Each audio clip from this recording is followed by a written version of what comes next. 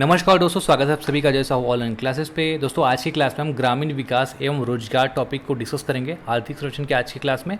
अगर आपको आर्थिक सर्वेक्षण कंप्लीट पैकेज लेना है जिसमें आपको पीडीएफ भी चाहिए जिसको आप डाउनलोड करके प्रिंट करा सके तो सिर्फ 149 रुपये में Ajay Sahu online classes application में अवेलेबल है। प्ले स्टोर पर हमारा एप्लीकेशन है, उसको आप डाउनलोड कर सकते हैं। टॉपिक का नाम है ग्रामीण विकास एवं रोजगार, आर्थिक सर्वेक्षण का ये 12वां चैप्टर है। तो पहले हम ग्रामीण विकास का ओवरव्यू हम पढ़ लेते हैं। छत्तीसगढ़ में कौन सी पंचायती राज व्यवस्था है? त्रिस्तरीय पंचायती राज व्यवस्था है। जब से राज्य बना मतलब वर्ष 2000 से ये संचालित है। त्रिस्तरीय में आपका क्या आता है? जिला पंचायत, जनपद पंचायत एवं ग्राम पंचायत, ये 3 स्तरीय पंचायती राज व्यवस्था छत्तीसगढ़ में संचालित है। 2011 के जनगणना के हिसाब से हम बात करें तो छत्तीसगढ़ राज्य की 76.76% जनसंख्या, 76.76% जनसंख्या ग्रामीण क्षेत्र के अंतर्गत आते हैं। मतलब छत्तीसगढ़ राज्य में जितने लोग निवास करते हैं उसमें से 76.76% जनसंख्या गांव वाले इलाके में निवास करते हैं। जनगणना 2011 के अनुसार राज्य में 10,971 ग्राम पंचायत है और 20,126 ग्राम है। देखिए, ग्राम और ग्राम पंचायत में डिफरेंस है। हर गांव ग्राम पंचायत नहीं होता। कुछ छोटे गांव होते हैं जिसकी जनसंख्या बहुत कम है तो उसको ऐसे 3-4 गांव को मिलाकर एक ग्राम पंचायत बनाया जाता है, इसलिए आप इसमें कंफ्यूज नहीं होंगे। 2011 के जनसंख्या के हिसाब से कितना है? 10,971 ग्राम है। और उसी तरीके से अगर क्वेश्चन घुमा के पूछ दिया जाए कि पंचायत विभाग 19-20 के डेटा के अनुसार कितने ग्राम पंचायत है राज्य में, तो पंचायत विभाग 2019-20 के अनुसार 11,664 ग्राम पंचायत छत्तीसगढ़ में है और 20,255 ग्राम है। ठीक है, तो अभी जो लेटेस्ट जनगणना है इससे अगर आप देखें तो हर 10 साल में जनगणना होता है। 2011 का जनगणना ही अभी के हिसाब से लेटेस्ट है, उसको हम पढ़ रहे हैं।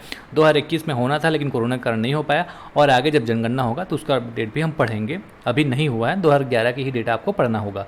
वर्तमान में प्रदेश में 28 जिला पंचायत, अभी अगर आप आर्थिक सर्वेक्षण के हिसाब से देखेंगे तो जिला पंचायत का अपडेट अभी आपको 28 ही दिखेगा, जिसमें से 146 जनपद पंचायत है और इस 146 में से 85 जनपद पंचायत जो है वो आपका अनुसूचित क्षेत्र के अंतर्गत आता है और 5,050 ग्राम पंचायत अनुसूचित क्षेत्र के अंतर्गत आता है। इसी तरीके से प्रदेश की कुछ जो 28 जिला पंचायत है इसमें से 28 जिलों में से 14 पूर्ण रूपेण और 6 जिले आंशिक रूप से अनुसूचित क्षेत्र के अंतर्गत आता है। ये आपका आर्थिक सर्वेक्षण के जो लेटेस्ट पीडीएफ है उसमें आपको यही मिलेगा। हालांकि अभी 33 जिले हो चुके हैं लेकिन इसमें 28 जिले के हिसाब से ये बताया कि 14 जिले पूर्ण रूपेण मतलब पूरी तरीके से और 5 जिले आंशिक रूप से।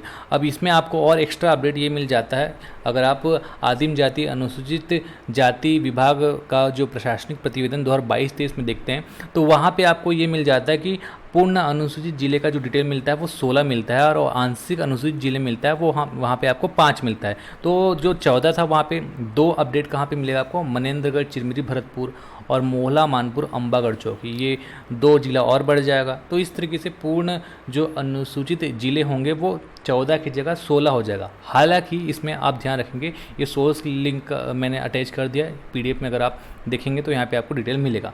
लेकिन यहाँ पे आप याद रखेंगे ये जो डेटा है ये तो आदिम जाति विभाग के हिसाब से हो गया, लेकिन इकोनॉमिक सर्वे के हिसाब से तो अभी फ़िलहाल यही डेटा अवेलेबल है।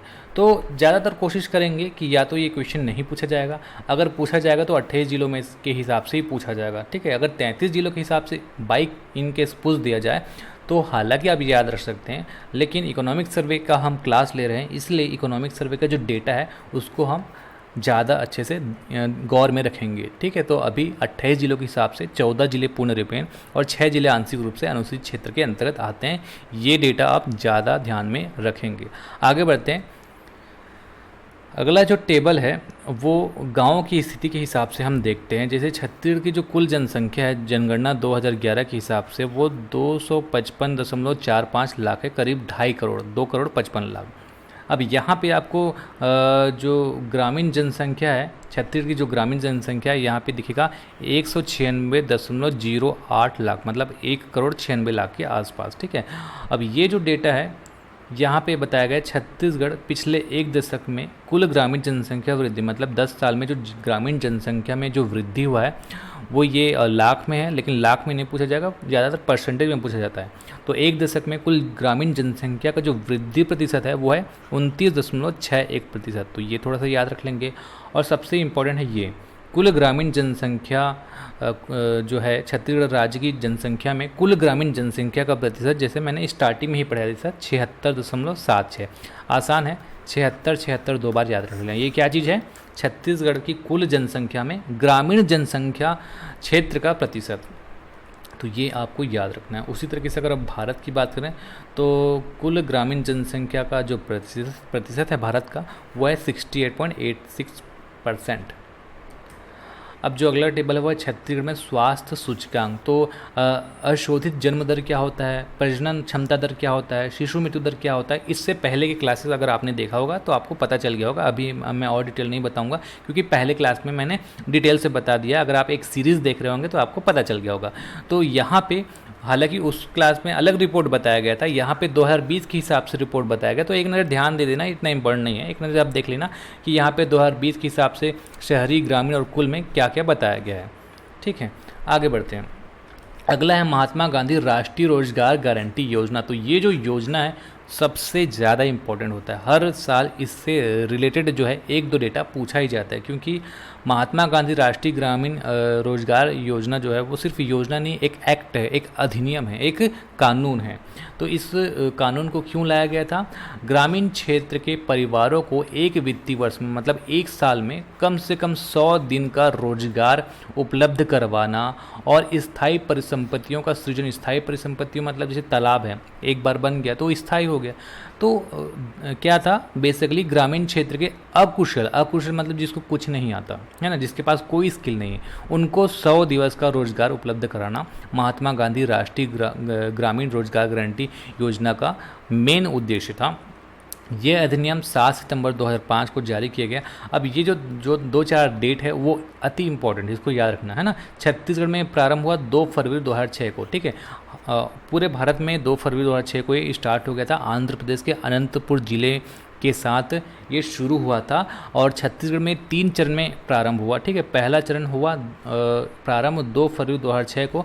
छत्तीसगढ़ के इसमें 11 जिले में लागू किया गया था। ओवरऑल देश में 200 जो सबसे पिछड़े जिले थे वहाँ से चालू हुआ था। तो उस समय छत्तीसगढ़ के 11 जिलों को चयन किया गया था। तो प्रथम चरण 2 फरवरी 2006 को छत्तीसगढ़ के 11 जिलों के साथ और देश के 200 जिलों के साथ चालू हुआ। उसके बाद द्वितीय चरण 1 अप्रैल 2007 को देश के फिर 130 जिले जोड़ा गया, जिसमें छत्तीसगढ़ 4 जिले में लागू हुआ। और तृतीय चरण 1 अप्रैल 2008 को समस्त जिले में ये लागू हुआ, पर मतलब पूरे भारत देश के सभी जिलों में लागू हो गया। तो इस तरीके से छत्तीसगढ़ के भी सभी जिले में ये लागू हो गया। तो तृतीय चरण मतलब देश के सभी जिलों में कब लागू हुआ ऐसा पूछा जाए, या समस्त देश में कब लागू हुआ ऐसा पूछा जाए, तो 1 अप्रैल 2008 को महात्मा गांधी राष्ट्रीय ग्रामीण रोजगार गारंटी योजना सभी जिलों में, सभी देश के सभी राज्यों में ये लागू हुआ है ना। तो इस योजना के संदर्भ में ये जो टेबल है वो एक शॉर्ट टेबल है, इसको अगर ध्यान रखेंगे तो सब कुछ याद हो जाएगा। 25 अगस्त 2005 को ये अधिनियम पारित हुआ और 2 फरवरी 2006 को आंध्र प्रदेश के अनंतपुर जिले के साथ देश के 200 जिलों में शुरू हुआ। इसी क्रम में आपको ये याद रखना है कि छत्तीसगढ़ के 11 जिलों में चालू किया गया था 2 फरवरी 2006 को प्रथम चरण के साथ, है ना। फिर 1 अप्रैल 2008 को देश के सभी जिलों में शुरू हुआ और 2 अक्टूबर 2009 को ये नरेगा से मनरेगा हो गया। मतलब ये महात्मा गांधी जो आगे में नाम जुड़ा है वो 2 अक्टूबर 2009, 2 अक्टूबर महात्मा गांधी का जन्म दिन था, तो 2009 को ये नरेगा से, पहले नरेगा नाम था, उससे ये बदला गया मनरेगा। उद्देश्य गरीबी रेखा से नीचे जो अकुशल मतलब अनस्किल्ड बीपीएल परिवार के लोगों को रोजगार गारंटी देता है ये। ठीक है, पात्रता क्या है, इच्छुक ग्रामीण जो होगा उसको केंद्र से 100 दिन का रोजगार मिलता है, और अगर कोई वन पट्टाधारी है ना, तो केंद्र से उसको 150 दिन का रोजगार मिलता है। प्रावधान क्या है, 15 दिन के अंदर रोजगार देना। अगर कोई भी अप्लाई करता है तो 15 दिन के अंदर रोजगार मिलता है। अगर 15 दिन के अंदर रोजगार नहीं मिलता तो 1/4 हिस्सा बेरोजगारी भत्ता के तौर पर दिया जाता है, और अगर 30 दिन के अंदर रोजगार नहीं मिलता तो फिर आधा हिस्सा जो है बेरोजगारी भत्ता के हिसाब से मिलता है, और 5 किलोमीटर के अंदर ही काम मिलता है। अगर 5 किलोमीटर से ज़्यादा हो गया तो 10% अलग से जो भत्ता है वो मिलेगा, है ना। केंद्र और राज्य का अनुपात भी इसमें पूछ दिया जाता है। जो 100 दिन का कार्य होता है उसका 90% व्यय केंद्र सरकार करता है और 10% ही व्यय राज्य सरकार करता है। तो केंद्र और राज्यों में आपको व्यय याद रखना है, 100 दिनों में कार्यों में जितना व्यय होगा उसका 90% केंद्र और 10% जो है आपका राज्य सरकार देता है। और 100 दिन के अलावा अगर राज्य सरकार, कोई भी राज्य सरकार एक्स्ट्रा काम देना चाहे तो उसका पूरा जो खर्चा है वो राज्य सरकार को देना होता है। जैसे कि छत्तीसगढ़ में 150 दिन का रोजगार मिलता है, तो जो एक्स्ट्रा 50 दिन का जो खर्चा है पूरा छत्तीसगढ़ सरकार देता है। कार्य में मजदूरी और सामग्री का खर्च अनुपात हम समझेंगे। मजदूरी मतलब कितने % का जो खर्च है, पैसे का खर्च मजदूरी में किया जाएगा और कितने % पैसे का खर्च सामग्रियों में किया जाएगा। तो 60 और 40 है, मजदूरी और सामग्री अनुपात 60 और 40 है। ठीक है। मनरेगा से जुड़े अन्य महत्वपूर्ण फैक्ट याद रखेंगे। क्रियान्वयन विभाग है, ग्रामीण विकास मंत्रालय, शीर्ष संस्था है रोजगार गारंटी परिषद। ये योजना नहीं बल्कि एक अधिनियम कानून है, मैंने आपको बताया था। योजना में क्या होता है, जैसे कोई योजना है उसमें कोई बात लिखी है तो उसमें कोई बाध्यता नहीं होती कि उसको करना है या नहीं करना, लेकिन अगर अधिनियम है तो हर साल होगा और उसके खिलाफ आप एक्शन ले सकते हैं। अगर आपको नहीं मिला तो आपका एक हक होता है, एक अधिकार हो जाता है ना। कम से कम 1/3 महिलाओं के लिए इसमें आरक्षण की बात कही गई है और कम से कम 50% कार्य जो है वो ग्राम पंचायत के द्वारा होता है। 100 से अतिरिक्त रोजगार चाहे तो राज्य सरकार दे सकता है, लेकिन उसका पूरा खर्चा राज्य सरकार को देना होता है, जैसे मैंने आपको बताया था। छत्तीसगढ़ राष्ट्रीय ग्रामीण रोजगार बेरोजगारी भत्ता अधिनियम 2013 बनाया गया ताकि रोजगार समय पर मिले और समय पर अगर नहीं मिलेगा तो उसको भत्ता दिया जाएगा। राज्य शासन द्वारा वर्ष 2013-14 से मनरेगा के अंतर्गत 100 दिवस से बढ़ाकर 150 दिवस का रोजगार प्रदान किया जा रहा है। ठीक है। राज्य सरकार कब से 2013-14 से 150 दिन का रोजगार देता है और एक्स्ट्रा जो 50 दिन का जो रोजगार राज्य सरकार दे रहा है उसका पूरा 100% वहन राज्य सरकार खुद करता है। वन अधिकार पट्टा धारक को 150 दिवस का रोजगार भारत सरकार द्वारा दिया जाता है। इस तरीके से राज्य सरकार द्वारा अगर रोजगार दिया जाएगा तो वन पट्टाधारक को 150 + 50 मतलब 200 दिवस का रोजगार मिल जाएगा। प्रधानमंत्री आवास योजना ग्रामीण के तहत हितग्राहियों को आवास निर्माण के लिए महात्मा गांधी नरेगा के अंतर्गत सामान्य क्षेत्र में 90 मानव दिवस का और पहाड़ी क्षेत्र में 95 दिवस का अतिरिक्त प्रावधान प्राप्त होता है। ठीक है। अगर प्रधानमंत्री आवास योजना के अंतर्गत कोई घर बना रहा है तो 90 दिन का मानव दिवस मिल जाएगा, उसका लाभ मिल जाएगा है ना। और पहाड़ी क्षेत्र में 95 दिन का अतिरिक्त लाभ मिलता है। योजना के अंतर्गत मजदूरी का भुगतान बैंक, डाकघर और बचत खातों के माध्यम से कर दिया जाता है। योजना के अंतर्गत वर्ष 2022-23 हेतु 204 रुपये प्रति दिवस मजदूरी दर भारत सरकार द्वारा निर्धारित की गई है। मैंने महात्मा गांधी रोजगार गारंटी अधिनियम का एक अलग से लेक्चर भी यूट्यूब में डाला है। अगर आपको और डिटेल में पढ़ना होगा तो वो क्लास आप देख सकते हैं। हालांकि इस क्लास में मैं बहुत डिटेल से पढ़ा ही रहा हूँ, इसके और एक्स्ट्रा डिटेल पढ़ना होगा तो आप अलग से देख सकते हैं, यूट्यूब में अवेलेबल है। ठीक है। योजना अंतर्गत मजदूरी एवं सामग्री का अनुपात हमने पढ़ लिया था, 60 और 40 है। महात्मा गांधी नरेगा अंतर्गत मशीनों से कार्य करना प्रतिबंधित है। कुछ ही सिलेक्टेड चीज़ें हैं जिसमें मशीनों का उपयोग किया जा सकता है। जैसे यहाँ पे सब कुछ लिखा हुआ है कि कहाँ कहाँ पर मशीन का उपयोग होगा, तो बस आप ये याद रख लेंगे कि इसमें महात्मा गांधी नरेगा के अंतर्गत मशीन का जो कार्य है वो नहीं करना है, इसमें प्रतिबंध है ना। उसके बाद अगला टॉपिक है महात्मा गांधी नरेगा में पारदर्शिता एवं उत्तरदायित्व। भारत सरकार के निर्देशानुसार पारदर्शिता सुनिश्चित करने हेतु राज्य में पृथक से सामाजिक अंकेक्षण इकाई का गठन किया गया। सामाजिक अंकेक्षण इकाई क्या करता है, योजना में क्या क्या कार्य हो रहा है, सही तरीके से हो रहा है कि नहीं हो रहा है, उसका पूरा लेखा जोखा रखता है ना। मनरेगा के अंतर्गत प्राप्त शिकायतों के निराकरण के लिए छत्तीसगढ़ ग्रामीण रोजगार गारंटी शिकायत निवारण अधिनियम 2012 बनाया गया है और शिकायतों के त्वरित निराकरण हेतु अगर आप ऑनलाइन शिकायत करना चाहते तो उसके लिए www.mgnarega.cg.gov.in पोर्टल की व्यवस्था भी की गई है। और कार्यों के पारदर्शिता एवं रियल टाइम MIS के लिए, रियल टाइम मतलब आप ऑनलाइन स्वयं देख सकते हैं कितना टाइम कौन सा काम चल रहा है, उसको रियल टाइम MIS बोलते हैं। रियल टाइम मतलब आप तुरंत लाइव देख सकते हैं। तो रियल टाइम MIS के लिए ई-मास्टर रोल का प्रयोग किया जा रहा है। मनरेगा की धारा 27 के तहत योजना के तहत शिकायत के निवारण के लिए जिला स्तर पर लोकपाल की नियुक्ति की गई है। तो अगर अलग से ऐसा क्वेश्चन पूछ दिया जाए कि मनरेगा की किस धारा के अंतर्गत लोकपाल की नियुक्ति की गई, तो धारा 27। जिलों के लोकपाल द्वारा पारित ऑर्डर के विरुद्ध सुनवाई के लिए राज्य स्तर पर त्रिस्तरीय अपीली प्राधिकरण का भी गठन किया गया है। फिर अगला टॉपिक है गुणवत्तापूर्ण स्थायी परिसंपत्तियों का निर्माण। जो मनरेगा के अंतर्गत स्थायी परिसंपत्तियां बनेंगी उसको सही तरीके से बनाना है ना। योजना अंतर्गत निर्माण कार्यों की गुणवत्ता सुनिश्चित करने हेतु निर्माणाधीन कार्यों की सतत निगरानी की व्यवस्था के लिए राज्य, जिला एवं विकासखंड स्तर से अधिकारियों द्वारा निरीक्षण जो है किए जाते हैं। सही तरीके से जो भी परिसंपत्तियां हैं वो बना है कि नहीं बना है उसके लिए राज्य, जिला और विकासखंड स्तर पर अधिकारियों द्वारा निरीक्षण किया जाता है। ठीक है।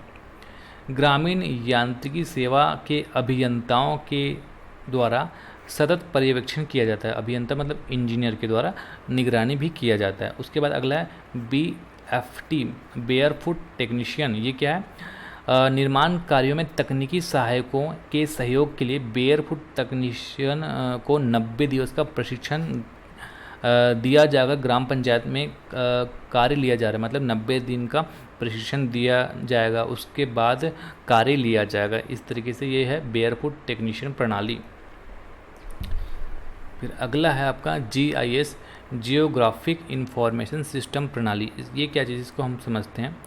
इस योजना के अंतर्गत निर्मित परिसंपत्तियों को मोबाइल एप्लीकेशन के माध्यम से जियोटैग्ड मतलब जो लैटिट्यूड एंड लॉन्गिट्यूड डिटेल्स होता है उसका जो फोटोग्राफ हो गया, जो भी काम चल रहा है ना, वो पोर्टल पर अपलोड किए जा रहे हैं। GIS प्रणाली के अंतर्गत जो भी काम होता है उसका जो लोकेशन होता है ना, जो उसका जो डेटा होता है वो पोर्टल पर अपलोड किया जाता है ताकि उसको एप्लीकेशन के माध्यम से या फिर वेबसाइट के माध्यम से हम डिटेल निकाल सकें। तो उस एप्लीकेशन का नाम है जन मनरेगा। भारत सरकार द्वारा आम जनों के लिए महात्मा गांधी नरेगा की मूलभूत जानकारी तथा महात्मा गांधी नरेगा अंतर्गत निर्मित परिसंपत्तियों के जियो टैग्ड के माध्यम से, मतलब इसमें जो डिटेल इंटर की हैं उसके माध्यम से इसमें हम देख सकते हैं। जो भी फोटोग्राफ होगा है ना, उसको आम जन मनरेगा ऐप से देख सकते हैं। फिर अगला है national mobile monitoring system. Bharat सरकार द्वारा मनरेगा कार्यों के कार्यस्थल से मास्टर रोल उपस्थिति लेने हेतु मोबाइल एप्लीकेशन उपलब्ध कराया गया है। फिर अगला है भुगतान प्रक्रिया। भुगतान प्रक्रिया कैसे किया जाता है ये हम देख लेते हैं। 2016 से NEFMS के माध्यम से मजदूरों को मजदूरी भुगतान किया जाता है। ये NEFMS क्या है? National electronic fund management system. इसका फुल फॉर्म याद रखेंगे, N से नेशनल, E से इलेक्ट्रॉनिक फंड मैनेजमेंट सिस्टम। ठीक है, तो अगर आपसे क्वेश्चन पूछा जाए तो याद रखेंगे NEFMS के माध्यम से मजदूरों को मजदूरी भारत सरकार द्वारा सीधे अंतरित की जा रही है। फिर एक अगला टॉपिक है सिक्योर सॉफ्टवेयर। सिक्योर सॉफ्टवेयर क्या चीज़ है? भारत सरकार द्वारा ग्रामीण विकास मंत्रालय द्वारा महात्मा गांधी नरेगा अंतर्गत ग्राम पंचायत द्वारा संपादित किए जाने वाले निर्माण कार्यों के प्राक्कलन तैयार, मतलब रिपोर्ट तैयार, तकनीकी स्वीकृति एवं प्रशासकीय स्वीकृति ऑनलाइन प्रदान करनी होती है। मतलब महात्मा गांधी नरेगा के अंदर अगर कोई काम किया जाएगा तो उसकी ऑनलाइन स्वीकृति, डायरेक्ट हम ऑनलाइन स्वीकृति उसका दे सकी, उसके लिए सिक्योर सॉफ्टवेयर, सिक्योर का फुल फॉर्म बताया गया यहाँ पर, software for estimate calculation using rural rate for employment. ये जो है सॉफ्टवेयर जो है 2018-19 से, कब से? 2018-19 से प्रारंभ किया जा चुका है। फिर अगला है प्रोजेक्ट उन्नति। प्रोजेक्ट उन्नति के तहत वित्तीय वर्ष 2018-19 के अंतर्गत 100 दिवस से अधिक कार्य करने वाले महात्मा गांधी नरेगा के निर्धारित हितग्राहियों को राज्य ग्रामीण आजीविका मिशन के माध्यम से उनकी रुचि के अनुसार रोजगार और स्वरोजगार के लिए प्रेरित किया जाएगा और प्रशिक्षण दिया जाएगा। जो भी 100 दिवस का रोजगार कंप्लीट कर चुका है, अगर उसको इंटरेस्ट है तो स्वरोजगार के लिए प्रेरित किया जाता है। विलम्ब मजदूरी भुगतान कैसे होता है? यदि मास्टर रोल बंद होने की तारीख से 15 दिन के बाद भुगतान नहीं होता, मास्टर रोल बंद होने की तारीख के 15 दिन के बाद भुगतान नहीं होता तो प्रतिदिन 0.05, याद रखेंगे 0.5 नहीं, ये 0.05% की दर से विलम्ब मुआवजा का वो हकदार हो जाता है। फिर अगला है मातृत्व अवकाश भत्ता। मातृत्व अवकाश भत्ता किन को मिलता है? तो जो एक साल में 50 दिवस की मजदूरी का कार्य करता है ना, मिनिमम 12 महीने में 50 दिवस मजदूरी का कार्य जिन्होंने किया है उनको मातृत्व अवकाश भत्ता के रूप में 1 माह का मजदूरी राशि का भुगतान किया जा रहा है। कार्यस्थल पर उपलब्ध क्या क्या सुविधाएं होनी चाहिए? कार्यस्थल पर पेयजल, छाया हेतु शेड, प्राथमिक उपचार सुविधा तथा मजदूरों के 5 वर्ष से कम आयु के अगर 5 से अधिक बच्चे हैं, 5 वर्ष से कम आयु के अगर 5 से अधिक बच्चे हैं तो शिशु घर की व्यवस्था किए जाने का भी प्रावधान है।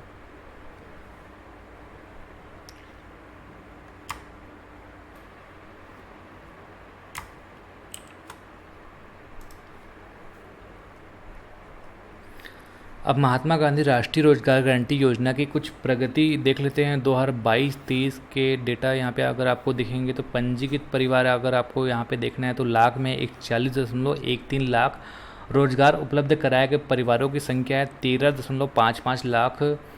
और यहाँ पे जो भी इम्पोर्टेंट वो मैं पढ़ा देता हूँ। सृजित मानव दिवस है आपका 325.57 लाख। तो ये याद रखेंगे 2022-23 में मनरेगा के अंतर्गत जो सृजित मानव दिवस है कितना है पूछा जाए तो 325.57 लाख। महिलाओं का प्रतिशत है 52%। जितने लोगों को काम मिला उसमें महिलाओं का प्रतिशत 52%। ये भी याद रखना इम्पोर्टेंट है, कितना 52%। और 100 दिवस पूर्ण किए हुए परिवारों की संख्या कितनी है ये पूछा जाए तो ये भी इंपॉर्टेंट याद रखेंगे 6185। कितना? 6185। फिर अगला है राष्ट्रीय ग्रामीण आजीविका मिशन, जिसको छत्तीसगढ़ में बिहान के नाम से जाना जाता है ना।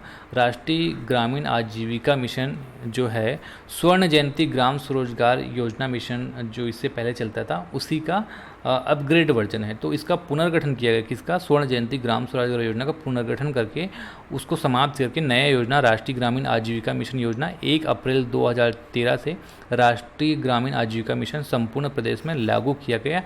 और ये याद रखना कि योजना जो है, जो ये योजना चलता है इसमें जो वित्त पोषण है उसका अनुपात है 60 और 40, मतलब 60% केंद्र सरकार वहन करेगा और 40% जो राज्य सरकार वहन करेगा। राष्ट्रीय ग्रामीण आजीविका मिशन का उद्देश्य विभिन्न प्रकार के स्वरोजगार के अवसरों का सृजन कर ग्रामीण परिवारों की गरीबी दूर करना है। मतलब लोगों को जो गरीब हैं उनको स्वरोजगार का प्रशिक्षण देना, उनको स्वरोजगार के बारे में बताना और उनको प्रोत्साहित करना, ये राष्ट्रीय ग्रामीण आजीविका मिशन का उद्देश्य है। समुदाय आधारित समूहों के लिए सूक्ष्म उद्यमों का विकास तथा ग्रामीण बीपीएल युवाओं को रोजगार उपलब्ध कराया जाना इस योजना में शामिल किया गया। अगर कोई समुदाय है उनको एक कोई सूक्ष्म उद्यम का विकास कैसे करना है उसके बारे में बता देगा ये। और अगर कोई बीपीएल परिवार या बीपीएल का एक युवा है तो उनको रोजगार कैसे उपलब्ध करना है उसके बारे में राष्ट्रीय ग्रामीण आजीविका मिशन बताएगा। ये इनके सारे उद्देश्य में शामिल हैं।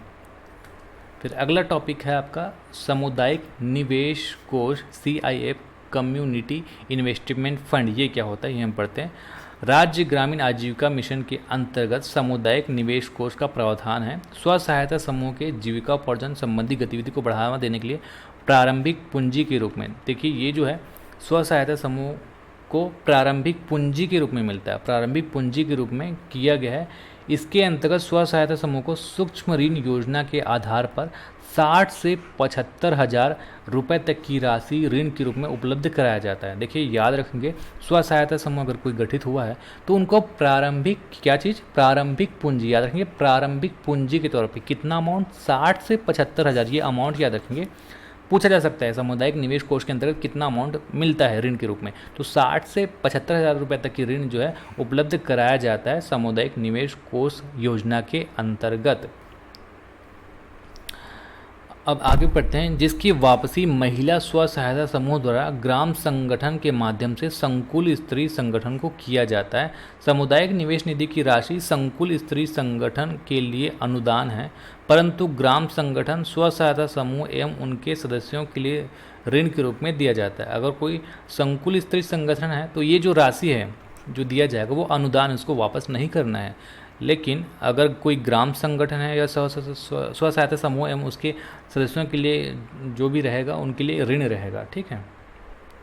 फिर अगला फंड है रिवॉल्विंग फंड, मतलब चक्री निधि। चक्री निधि किसको कहते हैं हम पढ़ते हैं। चक्री निधि की परिकल्पना स्व सहायता समूह में आंतरिक उधार की प्रक्रिया को प्रगति देने, कोष के आकार में वृद्धि करने, इन सब के लिए चक्रनिधि लाया गया है, ठीक है। आपको याद रखना है कि ये जो सामुदायिक निवेश कोष है वो प्रारंभिक पूंजी के तौर पर ऋण दिया जाता है। और चक्रनिधि क्या है, आंतरिक उधार जो होगा स्व सहायता समूह के बीच में उसके गति को बढ़ाने के लिए ये दिया जाता है। और याद रखेंगे कि चक्रनिधि किसको मिलता है, जिन्होंने पंचसूत्र का पालन किया हो। पंचसूत्र में क्या क्या है, नियमित साप्ताहिक बैठक, नियमित साप्ताहिक बचत, नियमित आंतरिक लेन देन, नियमित ऋण वापसी तथा नियमित साप्ताहिक लेखा संधारण। ये जो 5 सूत्र है वो स्व सहायता समूह के 5 सूत्र है।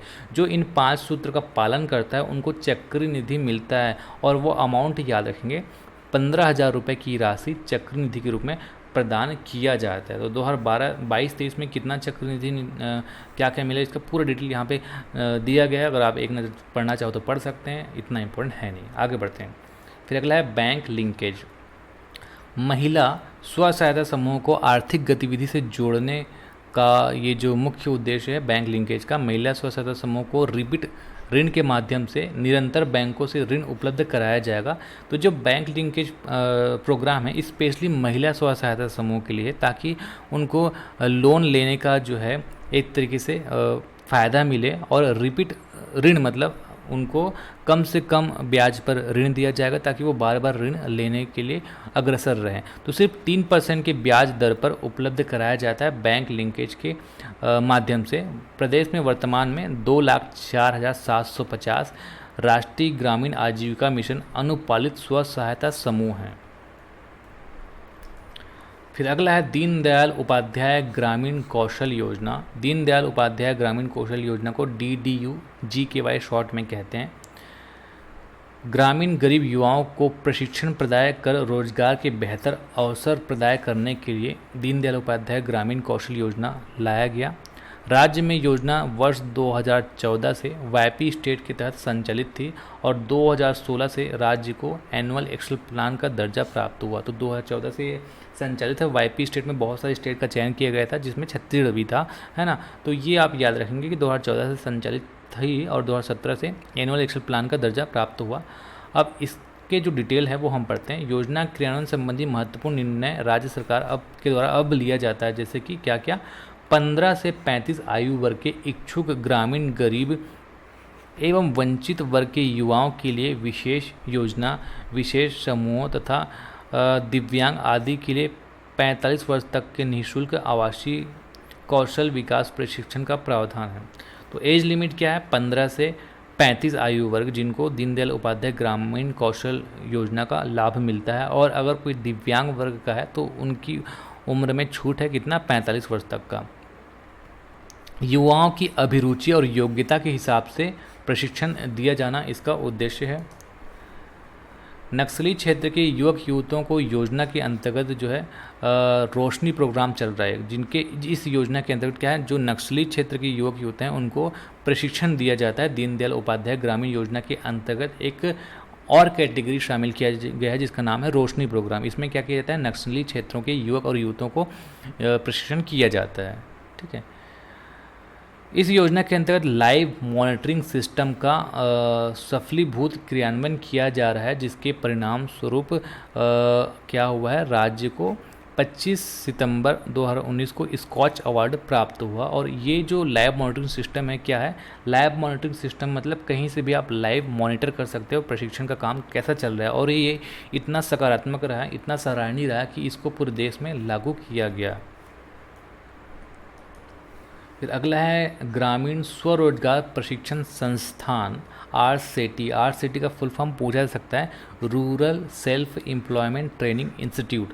ग्रामीण BPL हितग्राहियों को समुचित प्रशिक्षण देने के उद्देश्य से ग्रामीण विकास मंत्रालय भारत सरकार के लीड बैंकों के माध्यम से ग्रामीण स्वरोजगार प्रशिक्षण संस्थान की स्थापना की गई है। अब इस जो प्रशिक्षण संस्थान है इसके माध्यम से क्या किया जाता है, योजना के अंतर्गत 18 से 45 वर्ष के हितग्राहियों को प्रशिक्षण प्रदान किया जाता है। इस योजना के अंतर्गत जितनी भी राशि खर्च होता है उसका वहन ग्रामीण विकास मंत्रालय भारत सरकार के द्वारा किया जाता है। RCT के अंतर्गत क्या क्या प्रशिक्षण दिए जाते हैं आप देख सकते हैं, मशरूम उत्पादन, सिलाई प्रशिक्षण, अगरबत्ती निर्माण, मोमबत्ती निर्माण, मुर्गी पालन, कंप्यूटर लेखांकन, बैंक मित्र, बकरी पालन, mobile phone repairing, dairy, vermi compost, वाहन चालन, 2 व्हीलर मैकेनिक, इलेक्ट्रीशियन, रेशम कोषा उत्पादन इत्यादि। तो ये जो है RCT ग्रामीण स्वरोजगार प्रशिक्षण संस्थान, इसमें ये सारे कार्य सिखाए जाते हैं। उम्र सीमा याद रखेंगे 18 से 45 वर्ष। और जो भी राशि खर्च होता है ग्रामीण विकास मंत्रालय भारत सरकार करता है। ठीक है, बस इतना ही याद रखना। इसमें आगे बढ़ते हैं। अगला है प्रधानमंत्री आवास योजना।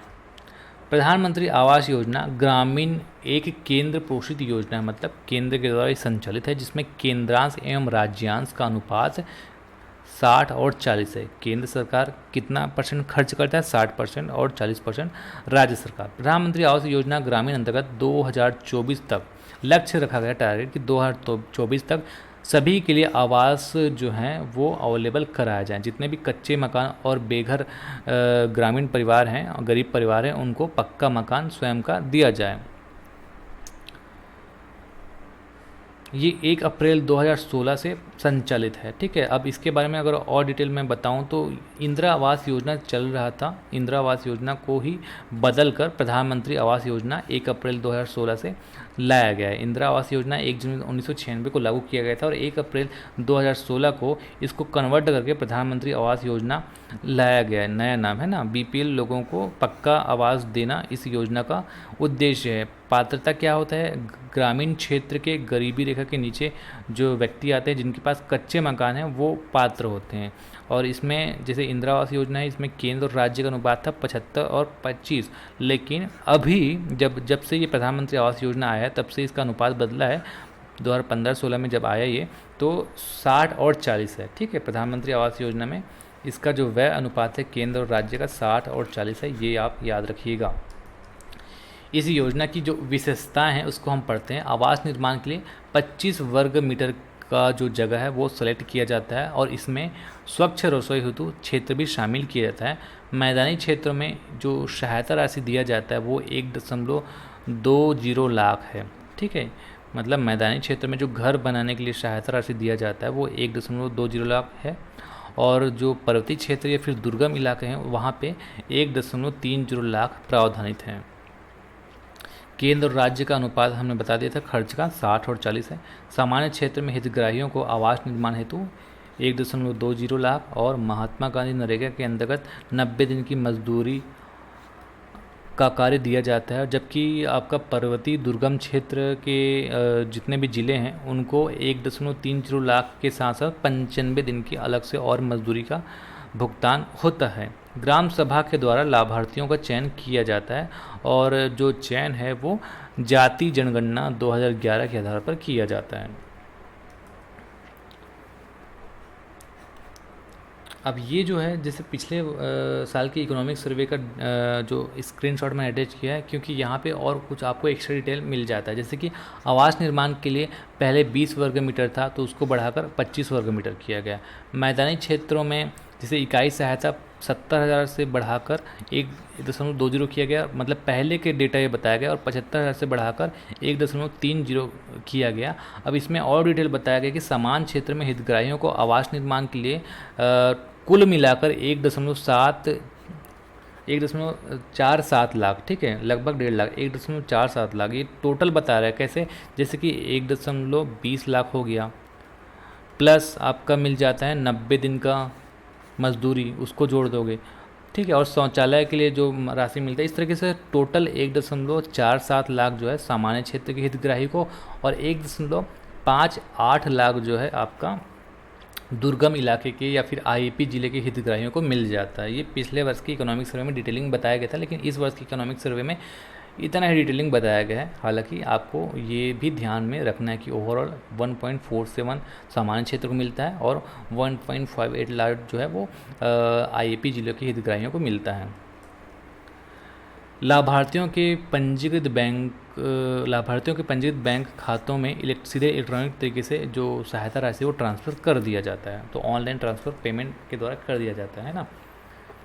फिर अगला है प्रधानमंत्री ग्राम सड़क योजना। प्रधानमंत्री ग्राम सड़क योजना 25 दिसंबर 2000 को लाया गया था। 25 दिसंबर को ही क्यों? अटल बिहारी वाजपेयी जी का जन्मदिन है और अटल बिहारी वाजपेयी के कारण ही प्रधानमंत्री ग्राम सड़क योजना को जाना जाता है, क्योंकि ये उनका ही जो है योजना है और उनका सपना था कि भारत में सभी गाँव में पक्का सड़क हो। उद्देश्य पक्की सड़कों द्वारा गाँवों को जोड़ना। पात्रता क्या है? सामान्य क्षेत्र के 500 से अधिक आबादी वाले गांव को चयन किया जाता था। आदिवासी क्षेत्र में 250 से अधिक आबादी वाले गांव, और यहाँ पे प्राथमिकता का क्रम क्या था, मतलब सबसे पहले कहाँ पे काम होगा, 1000 क्षेत्र से अधिक आबादी वाला, और अगर अनुसूचित क्षेत्र है तो 500 से अधिक आबादी वाला। सेकंड नंबर 500 से अधिक आबादी वाला, अगर अनुसूचित क्षेत्र है तो 250 से अधिक आबादी वाला।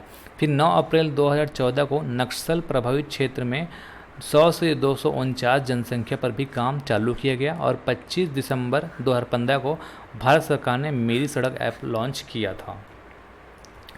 प्रधानमंत्री ग्राम सड़क योजना के अंतर्गत सिर्फ अन्य जिला एवं ग्राम सड़कों को सम्मिलित किया जा सकता है, शहरी क्षेत्र के सड़कों को इस कार्यक्रम से बाहर रखा जाता है। ठीक है, शहरी क्षेत्र को बाहर रखा जाता है। इस योजना का मुख्य उद्देश्य प्रत्येक बसाहट को कम से कम एक 12मासी सड़क से जोड़ना है। अब यहाँ पे 2022-23 में कितना काम किया गया है ये डिटेलिंग यहाँ पे लिखा हुआ है, अगर चाहें तो आप पढ़ सकते हैं। फिर अगला है मुख्यमंत्री ग्राम सड़क एवं विकास योजना। मुख्यमंत्री ग्राम सड़क एवं विकास योजना 23 अप्रैल 2011 को लाया गया था। उद्देश्य प्रधानमंत्री ग्राम सड़क योजना के तहत ऐसे गांव जो नहीं आते प्रधानमंत्री ग्राम सड़क योजना में, उन गांवों को उन गांव के सड़कों का निर्माण करना। जैसे कि प्रधानमंत्री ग्राम सड़क योजना में सामान्य क्षेत्र 500 से ज़्यादा आबादी वाला आता था, तो इसमें लाया गया कि 500 से कम आबादी वाले को भी पात्र किया गया। उसी तरीके से यहाँ पे देखेंगे तो आदिवासी क्षेत्र में 250 से कम आबादी वाला है ना। और यहाँ पे एक और याद रख सकते हैं कि हर 1.5 किलोमीटर के अंदर 1.5 किलोमीटर के अंदर यात्री प्रतीक्षालय बनाना भी इस योजना का हिस्सा था। मुख्यमंत्री ग्राम सड़क विकास योजना के अंतर्गत ये राज्य पोषित योजना है। नाबार्ड के द्वारा 80% का योगदान मिल जाता है और राज्य का 20% का योगदान रहता है। मुख्यमंत्री ग्राम सड़क योजना के अंदर 2022-23 में कितना काम हुआ है, पूर्ण सड़कों की संख्या, लंबाई की संख्या, व्यय राशि की संख्या, सब कुछ यहाँ पे टेबल में लिखा हुआ है, आप चाहें तो पढ़ सकते हैं। आगे बढ़ते हैं। अगला है मुख्यमंत्री ग्राम गौरव पथ योजना। 9 अप्रैल 2012 को ये लाया गया था। गाँवों में कंक्रीट सड़क एवं नाली का निर्माण करना। जैसे कि शहरों में गौरव पथ के तहत सड़क बनता है, उसी तरीके से गांवों में कंक्रीट सड़क का निर्माण करना मुख्यमंत्री ग्राम गौरव पथ योजना का उद्देश्य था। ऐसे गांव जहां धूल, मिट्टी, कीचड़ की समस्या होती है वे गांव पात्र हैं। विशेष में क्या याद रखना है, कम से कम एक तरफ नाली का निर्माण इसमें आवश्यक है। अगर ऐसा कोई जगह होता है जहाँ पे एक तरफ नाली के लिए जगह नहीं होता तो सीधे सीधे वहाँ पे जो है काम स्थगित कर दिया जाता है। तो इसमें इम्पॉर्टेंट ये है कि कम से कम एक तरफ नाली बनाना ही बनाना है ना। सड़क की लंबाई 200 से 500 मीटर होना चाहिए और चौड़ाई याद रखेंगे 6 मीटर चौड़ा होना चाहिए। 6 मीटर चौड़ा होना चाहिए, लेकिन याद रखेंगे 4 मीटर जो है 4 मीटर चौड़ा सड़क होना चाहिए। फिर 0.5 मीटर और 0.5 मीटर का जो है आपका खरंजा रहेगा, है ना, दोनों तरफ। खरंजा मतलब जैसे आप देखेंगे सड़क ऊपर मोटा हो जाता है और यहाँ पे ये सड़क हो गया मोटा, और ये जो हिस्सा है डायरेक्ट अगर आप बाइक चढ़ाना चाहेंगे चढ़ेगा नहीं, तो यहाँ पे गिट्टी डाला जाता है ना, गिट्टी मुर्म ये डाला जाता है, इसको लेवल में लाया जाता है। मिट्टी से आपका सड़क को लेवल में लाया जाता है, तो इसको खरंजा कहते हैं। तो 0.5 का दोनों तरफ खरंजा रहेगा और 0.5 मीटर का आपका दोनों तरफ नाली रहेगा। तो इस तरीके से टोटल जोड़ोगे तो 6 मीटर चौड़ा होता है, लेकिन वास्तव में 4 मीटर चौड़ा कंक्रीट का सड़क रहता है। मुख्यमंत्री ग्राम गौरव पथ योजना अंतर्गत आपको याद रखना कि एक तरफ नाली निर्माण आवश्यक है। यदि अपरिहार्य कारणों से एक तरफ नाली का जो निर्माण है पर्याप्त स्थल उसके लिए उपलब्ध नहीं होता है, तो इस स्थिति में गौरव पथ का निर्माण प्रारंभ नहीं किया जाता। ठीक है, इसलिए मैंने आपको बताया था कि एक तरफ नाली का निर्माण इसमें आवश्यक है। फिर अगला है सांसद आदर्श ग्राम योजना। सांसद आदर्श ग्राम योजना 11 अक्टूबर 2014 से पूरे देश में चालू किया गया। इस योजना के अंतर्गत क्या किया जाता है, सांसद आदर्श ग्राम योजना 2 के अंतर्गत राज्य के सभी 16 सांसदों के द्वारा उनके कार्यकाल में, मतलब 5 साल का कार्यकाल रहता है, उसमें हर 1 साल में एक गांव का चयन किया जाता है। तो 16 गुणित 5 कितना, 80 गांव का चयन किया जाना है, और अब तक कुल 72 गांव का चयन किया जा चुका है, ऐसा इसमें लिखा हुआ है ना। फिर अगला है आपका स्वच्छ भारत मिशन। स्वच्छ भारत मिशन ग्रामीण कब चालू किया गया था, 2 अक्टूबर 2014 से चालू किया गया था, ताकि पूरे भारत के गाँव को स्वच्छ बनाया जा सके। इसका उद्देश्य ग्रामीण क्षेत्र में समान जीवन स्तर में स्वच्छता के माध्यम से सुधार लाना था।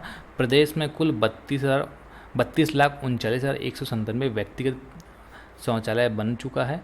और अगर आप देखेंगे तो यहाँ पे 4 जनवरी 2018 से प्रदेश को खुले में शौच मुक्त घोषित किया जा चुका था। इतना ही याद रखेंगे इसमें।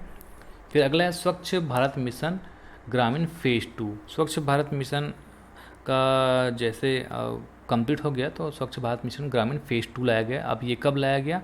1 अप्रैल 2020 को स्वच्छ भारत मिशन ग्रामीण फेज़ 2 लाया गया। और इसका जो कार्यान्वयन है, मतलब 5 साल तक ये चलेगा। कार्य कब तक चलेगा? 31 मार्च 2025 तक ये किया जाएगा, है ना। 2 अक्टूबर 2019 को महात्मा गांधी की 125वीं जयंती में आपका जो स्वच्छ भारत मिशन फेज़ 1 है वो कंप्लीट हुआ था। उसके बाद 1 अप्रैल 2020 को फेज़ 2 लाया गया।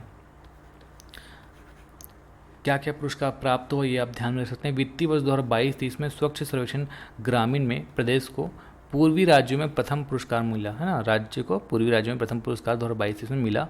और वित्तीय वर्ष 2022-23 में स्वच्छ सर्वेक्षण ग्रामीण में पूर्वी राज्यों में प्रदेश के दुर्ग एवं बालोद जिलों को क्रमशः द्वितीय और तृतीय पुरस्कार मिला, है ना। छत्तीसगढ़ के आपका दुर्ग को दूसरा और बालोद को तीसरा पुरस्कार मिला स्वच्छ सर्वेक्षण ग्रामीण के पूर्वी राज्यों के हिसाब से, आपको याद रखना है। और वित्तीय वर्ष 2022-23 में स्वच्छ सर्वेक्षण ग्रामीण में नारा लेखन में प्रदेश को मध्यम क्षेत्र में तृतीय पुरस्कार मिला। तो नारा लेखन के मध्यम क्षेत्र में तृतीय पुरस्कार मिला है। फिर अगला है आपका श्यामा प्रसाद मुखर्जी रूर्बन मिशन योजना। श्यामा प्रसाद मुखर्जी रूर्बन मिशन योजना जो है कब आया? छत्तीसगढ़ में 21 फरवरी 2016 को इसकी शुरुआत की गई। मिशन की परिकल्पना अनिवार्य रूप से शहरी माने जाने वाली सुविधाओं से समझौता किए बिना क्षमता और समावेशन पर जोर देते हुए ग्रामीण जनजीवन के मूल स्वरूप को बनाए रखते हुए गांवों के क्लस्टर को रूरबन गांव के रूप में विकसित करना है। ठीक है, इतना टेक्निकल टर्म में लिखा है। इसका सिंपल शब्द में आपको अगर मैं समझाऊं तो गांवों को ऐसे बनाना कि गांव के पर्यावरण को कोई नुकसान ना हो, लेकिन शहर में जो जो सुविधाएं हैं वो ही आपका गांव में मिल जाए। इस तरीके से क्लस्टर, मतलब इस तरीके से एक एनवायरनमेंट तैयार करना, ये श्यामा प्रसाद मुखर्जी रूरबन मिशन योजना का उद्देश्य है। अब लक्ष्य की हम बात करें तो मिशन के अंतर्गत देश भर में 300 रूरबन क्लस्टर का सृजन किया जाना है। और इसमें से छत्तीसगढ़ राज्य के 3 चरणों में टोटल 19 क्लस्टर का चयन किया गया है, जिसमें से 12 जनजाति तथा 7 गैर जनजाति क्लस्टर शामिल है। क्या क्या उपलब्धि हुआ है? योजना के अंतर्गत जितने भी 19 चयनित क्लस्टर हैं छत्तीसगढ़ में, 18 क्लस्टर का विस्तृत कार्य योजना जो है उसकी स्वीकृति हो चुकी है। और लगभग 84.50% कार्य पूर्ण किए जा चुके हैं।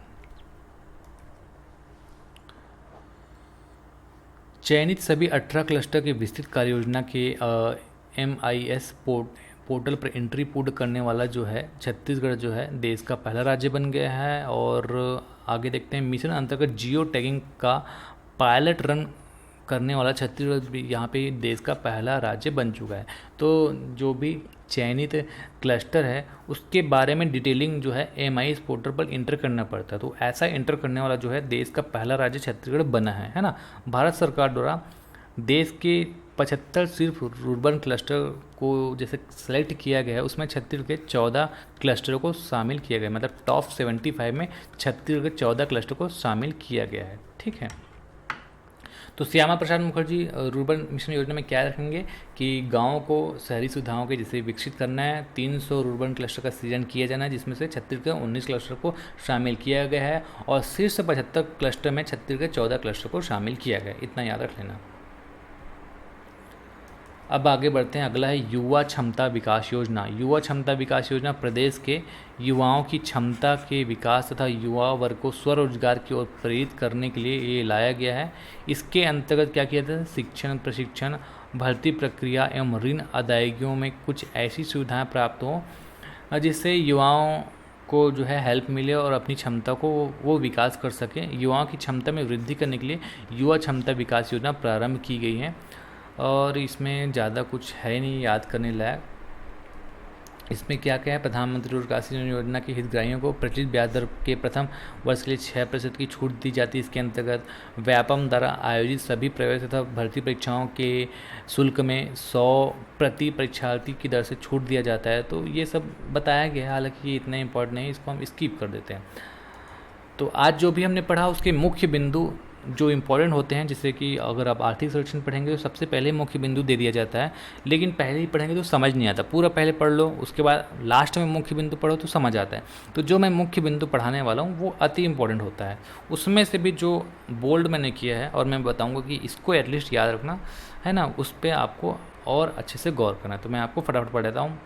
मनरेगा वित्तीय वर्ष 2021-22 में 28.5 लाख परिवारों को रोजगार, और आपको ये 21-22 का रेट है तो इसको स्किप करते हैं। 22 इसको आप याद रखना है। मनरेगा अंतर्गत 2022-23 में सितंबर तक 13.55 लाख परिवारों को रोजगार मिला और 357.57 लाख मानव दिवस सृजित किए गए, जिसमें महिलाओं का प्रतिशत 52 है। ये बहुत इंपॉर्टेंट है। और 100 दिवस का रोजगार किनको मिला है, कितने परिवार को, 6185 परिवार को मिला, ये भी इंपॉर्टेंट है। राष्ट्रीय ग्रामीण आजीविका मिशन के अंतर्गत वर्ष 2021-22 में ये इसको छोड़ो, कहाँ पे इम्पोर्टेंट है, 2022-23 के सितंबर तक 8292 समूहों को 4,975.16 लाख ऋण प्रदान किया गया है ना। तो ये भी इतना इम्पोर्टेंट नहीं है। इसमें अलग अलग बताया गया कि चक्रनिधि के अंतर्गत कितने समूह को कितना पैसा मिला और बैंक लिंकेज क्रेडिट के अंतर्गत कितने पैसे मिले, ये सब इम्पोर्टेंट नहीं है। प्रधानमंत्री ग्राम सड़क योजना के अंतर्गत 2021-22 में 326 सड़क कितने लंबाई की, 2314 किलोमीटर और 15 वृहद पुल का निर्माण किया गया। तो सिर्फ 15 वृहद पुल का निर्माण किया गया, ये ध्यान में रख लेना।